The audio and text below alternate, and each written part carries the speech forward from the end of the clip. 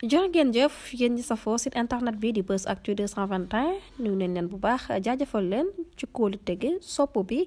ak topp bi nga xamante ne rek yi nag ñu koy topp bu leen fàttee abonné di bës cloche de notification yi ngir mën a am yeneen i info. asalaamaaleykum sama gaañ ñi tey le mardi 12 mars 2024 tàmbali seen actualité nationale ak ñaari rappeurs yi di DJ Awadi ak Dëggti bi nga xam ne ñoom ñoo woyoon président bàyyil mu sedd bu ñu koy woy nag boobu ci événement marché loolu mooy maanaam 2021 bi nga xam ne réewum Sénégal yëngatu woon na ci lañ defoon benn woy bi nga xam ne ñu ngi ko duppe woon prési bàyyil mu sedd waaye dafa mel ni ñoom 3 ans plus tard mooy maanaam en 2024 le président de la République réewum Sénégal di doog a dégg woy boobu noonu xam ngeen ne voté nañ benn loi d'amnistie bi nga xam ne effacé na bépp ñaawteef bi nga xam ne amoon na ci réewum Sénégal tàmbalee ko ci période bii nga xam ne moo tàmbalee 1er février 2021 ba 2024 bi ni mel tey nag kii nga xam ne mooy agent judiciaire de l'État ñu koy wax Moussa Yoro Diallo dellu na ginnaaw ci kii ordonnance yi nga xam ne juge cund ko jëloon jëm ci li nga xam ne moom mooy jugement contumace bi ak lépp li nga xam ne da doon tax ba kii nga xam ne mooy njiitu parti Pastef du Ousmane Sonko du mën a bokk say jongante donc tey casier judiciaire bu président Ousmane Sonko njiitu ex parti Pastef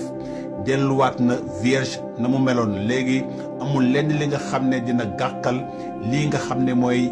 casier judiciaire am léegi nag xam ngeen ne campagne bi démarré na ñu ngi dégg nag ay proposition yu nekk waaye dafa am benn mbir bi nga xam ne dañ koy faral di wax dañoo ne bateau bi buy suux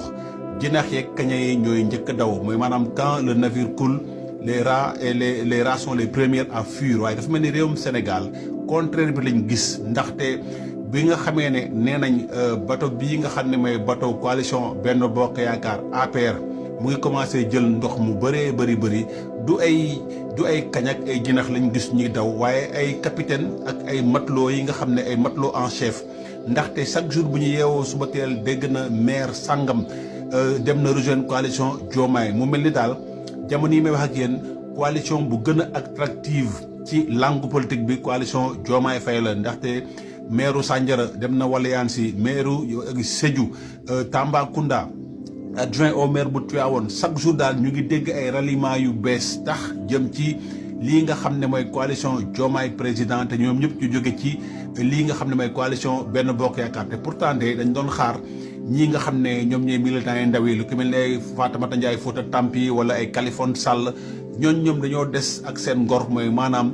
ginnaaw ñoom bu ñu jàppee ne njiitu réew mi moo nekkoon seen mbër ñu koy xeexal def lu nekk daj lu nekk te gis ñu dara waaye ñi nga xam ne ñooy mbër yu mag yi ñoom ñoo commencé di daw léegi nag xam ngeen ne élection bi candidats yi commencé nañ di indi ay proposition mooy maanaam ñu ngi wax seen programme pour maanaam bu fekkee ne fal na leen njiitum réewum Sénégal lan lañ nar a indi comme sopputeef dama koy tàmbalee ci ki nga xam ne mooy coalition Benno Bokk Yaakaar di Amadou Ba moom nee na dina buñ ko falee njiitum réew dina créer 1 million d'emplois déggu la noonu la wax de 1 million d'emplois la wax de dina ko créer ci réewum Sénégal yemul foofu nee na askanu Touba dinañ fexe ba ñu jot ci ndox muy nga xam ne mooy ndox mi gën a neex Sénégal te muy jóge lac de Guiers mooy maanaam léegi dooy forage la ñuy gasal askanu Touba mais dañuy dem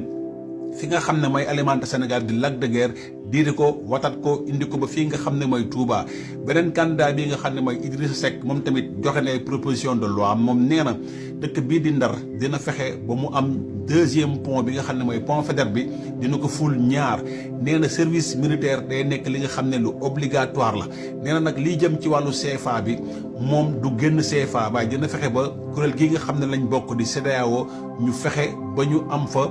maanaam koppar bi nga xam ne CEDEAO moo koy diriger yemul foofu nee na léegi lépp li nga xam ne poste de direction la dina fexe ba ñuy def ko appel d'offre mooy maanaam njiitum réew mi dootul jël rek décret di nommer ay directeur poste ak directeur LONASE ak déedéet appel d'offre la ñuy def dañuy xool ci askanu Sénégal ñi nga xam ne am nañ compétence yi ñu jox leen ko léegi nag ñëw ci candidat bi nga xam ne mooy Diomaye président moom tamit def nay programme yi nga xam ne yu bëree bëri la jëm ci lii nga xam ne moom la ñuy wax autorité parentale nee nañ léegi soxna yi ak seen borom kër dinañ séddoo lu ñuy wax autorité parentale nee na moom ticket présidentiel lay def mooy maanaam day am président ak vice président ñu ne déetawaay ak yeneen mesures yi nga xam ne jël na ko jëm ci wàllu waaxu géeju Sénégal dina fexe ba ay kilomètres yi nga xam ne foofu pêche artisanale kese mooy am sañ-sañ dafa napp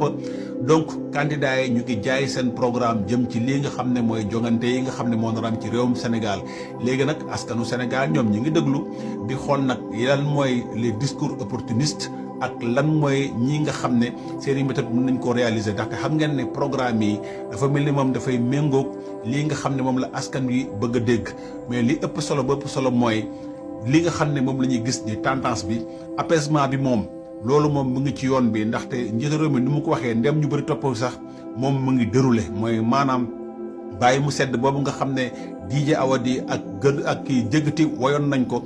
njiitum réew moom mu ngi ci wax dëgg neex yàlla mu ngi ci lépp li nga xam ne waxoon na ko mooy maanaam fexe ba réew mi dal réew mi apaisé mais loolu nag teewul réew mi dal ndaxte waa PDS ak ñii nga xam ne ñoom ñooy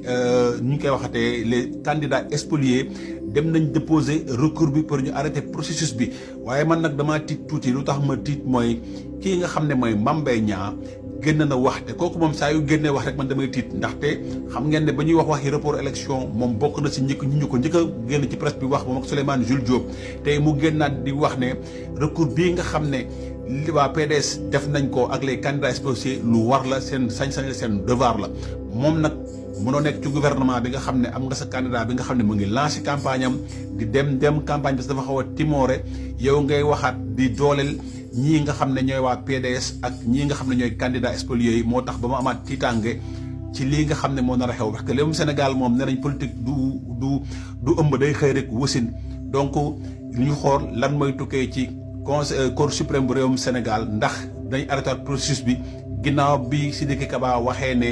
lépp li nga xam ne dafay jëm ci wàllu élection yi yóbbu nañ ko ba ci bitim réew te kii di Mamadou Makhtar Cissé wax na ne dinañ fexe ba organiser élection yu mucc ayib léegi nag ñu ngi xaar fan la wante di mujj ay gëtam ci recours bi nga xam ne candidat spoliés yi indi nañ ko ndax processus bi day wéy sénégalais yi tànn seen njiitum réew ndax yëf yi dina amaat ay surprise seen xarit la woon Léon Balthazar le caméléon di leen ñaanal kenn lu jàmm ak salaam